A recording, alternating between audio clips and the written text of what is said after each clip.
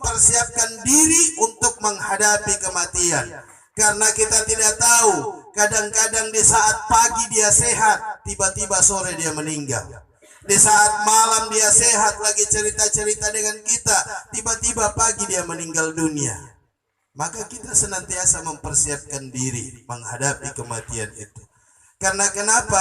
Saat kita mati, kita meninggalkan dunia, begitu kita masuk ke dalam kubur adalah terminal awal daripada kehidupan akhirat, dan juga kubur merupakan terminal akhir dalam kehidupan dunia.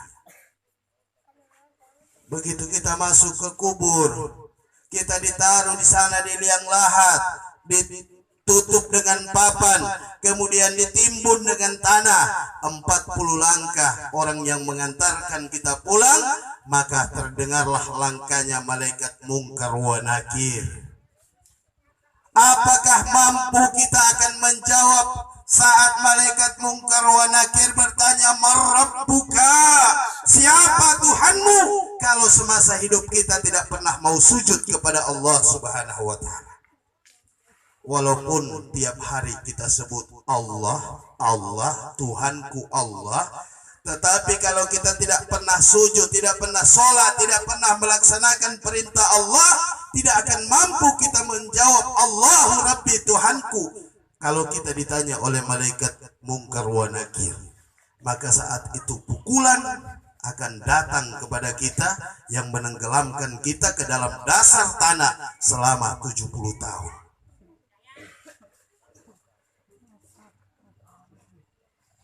Ya lama. Dapat dengar. Kemudian apakah kita mampu menjawab saat ditanya, "Man nabiyuka?"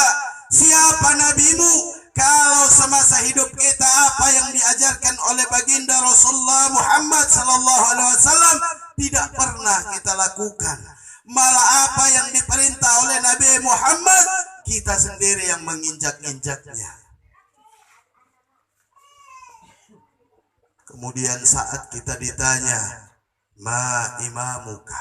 Siapa imammu? Tidak mungkin kita mau jawab imam di masjid.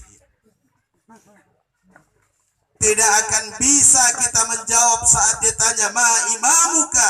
Siapa imammu? Kalau semasa hidup kita tidak pernah mau membaca Al-Quran. Yang menjadi imam kita adalah Al-Quran.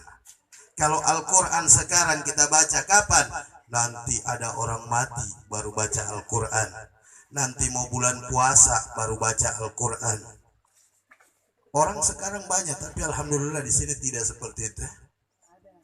Kadang-kadang 3 hari lagi mau puasa, keluar semua Al-Quran dari lemari. Aduh, semua puasa, ambil Al-Quran, dilap, yang sumber debu, dilap. Begitu hari pertama puasa, dia gosok 2 juz. Hari kedua masih 2 juz. Hari ketiga turun 1,5 juz. Inilah beda kita Indonesia dengan luar negeri.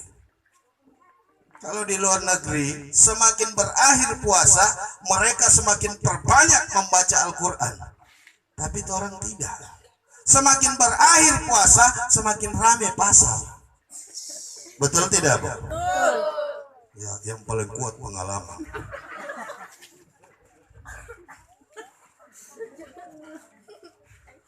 Kadang-kadang Al-Quran ditaruh di mana? Di depan pintu. Tempel ayat kursi. Ditanya, untuk apa itu? Supaya setan tidak masuk. Setan bilang, biar ngana tempel semua saya masuk. Kenapa? Orang yang dalam rumah tidak pernah baca Al-Quran. Bikin apa ditempel di situ?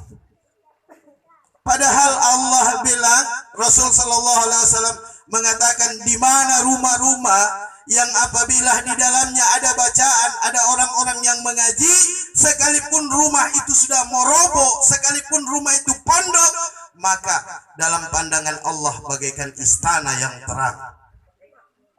Jadi kalau rumah habis sholat baca Al-Quran. Baca Al-Quran walaupun hanya sedikit. Allah suka yang sedikit tetapi rutin. Misalnya habis sholat maghrib buka Al-Quran. A'udzu billahi minasyaitonir rajim. Bismillahirrahmanirrahim. Alif Lam Mim. Sadaqallahul Azim. Sudah. Nanti habis Isa lagi. Dzalikal kitabu la raiba fihi hudal lil muttaqin. Sadaqallahul Azim. Semua kita seperti itu, rutin habis baca Al-Quran. Kita rutin baca walaupun pendek-pendek tidak menjadi masalah. Allah lebih suka amal yang rutinitas walaupun dia pendek-pendek. Jangan satu kali baca 3 juz, 7 tahun akan berikutnya lagi baru baca. Ini Al-Quran. Kemudian yang keempat akan ditanya, ma ihwanuka, siapa temanmu? Tidak mungkin kita mau bilang siapa teman, ada teman akrab.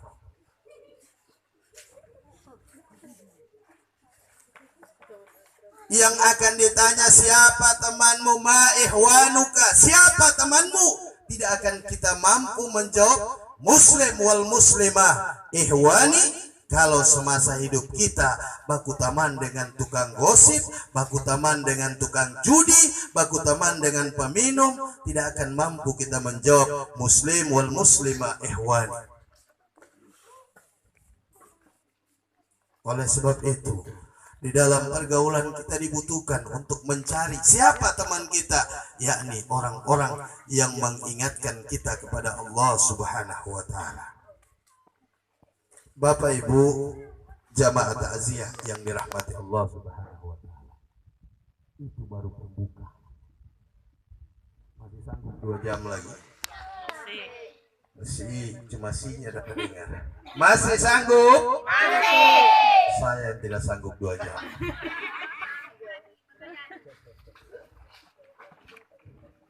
Mau dengar kisah?